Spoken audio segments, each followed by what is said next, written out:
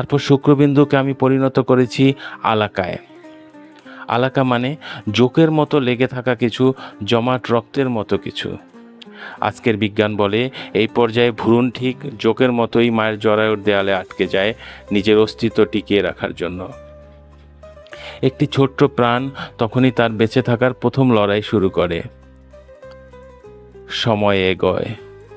আল্লাহ বলেন, অতঃপর আলাকাকে আমি পরিণত করেছি মুদগায়। মুদগা মানে চর্বিত মাংসপিণ্ড, যেন কেউ মুখে চিবিয়ে রেখে দিয়েছে। বিজ্ঞানীরা যখন মাইক্রোস্কোপে এই পর্যায়ে ভ্রূণ দেখছেন, তারা নিজেরাই থমকে গিয়েছেন, কারণ দেহের গঠনে সত্যিই দাঁতের কামড়ের মতো দাগ থাকে। 1400 বছর আগে এই দৃশ্য কে দেখিয়েছিল?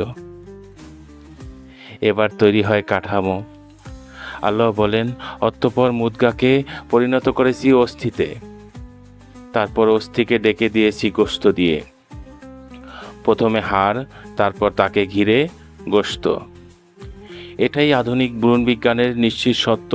কঙ্কাল আগে গড়ে ওঠে, পেশি পরে তাকে আবৃত করে। একটি সুশৃঙ্খল নিখুঁত পরিকল্পনা, যার পিছনে আছে এক মহান পরিকল্পনাকারী। আর তারপর ঘটে সবচেয়ে বিস্ময়কর ঘটনা। আল্লাহ বলেন, তারপর আমি তাকে গড়ে তুলেছি সম্পূর্ণ ভিন্ন এক সৃষ্টিরূপে। একটি মাংসপিণ্ড থেকে হঠাৎ স্পন্দিত হয় একটি হৃদয়, নড়ে ওঠে হাত পা, ফুটে ওঠে একটি মুখ। এই জন্য সত্যি এক নতুন সৃষ্টি। আর তখনই আল্লাহ বলেন, ফাতাবারাকাল্লাহু আহসানুল খালিকিন। অতএব সর্বোত্তম স্রষ্টা আল্লাহ কতই না বরকতময়। আর এই পুরো যাত্রাটি ঘটে 3টি অন্ধকারের মধ্যে। আল্লাহ বলেন, তিনি তোমাদেরকে সৃষ্টি করেন মাতৃগর্ভে, এক সৃষ্টির পর আরেক সৃষ্টি, 3টি অন্ধকারের মধ্যে।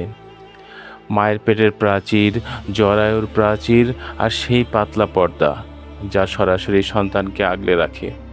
3টি স্তর, 3টি নিরাপত্তার আবরণ, যেন আল্লাহ নিজ হাতে প্রতিটি সন্তানকে 3বার আগলে রেখেছেন। নুতফা থেকে আলাকা, আলাকা থেকে মুদগা, মুদগা থেকেও অস্থি আর গোশত, আর অবশেষে এক পূর্ণাঙ্গ মানুষ। প্রতিটি ধাপ বিজ্ঞান আজ এক এক করে সত্য বলে প্রমাণ করেছে। তাহলে প্রশ্ন থেকে যায় না, 1400 বছর আগে মরুভূমির বুকে এক দুনিয়াবী শিক্ষায় শিক্ষিত নয় এমন এক মহামানবের পক্ষে কি সম্ভব ছিল এত নিখুঁতভাবে নিজে থেকে বর্ণনা করা?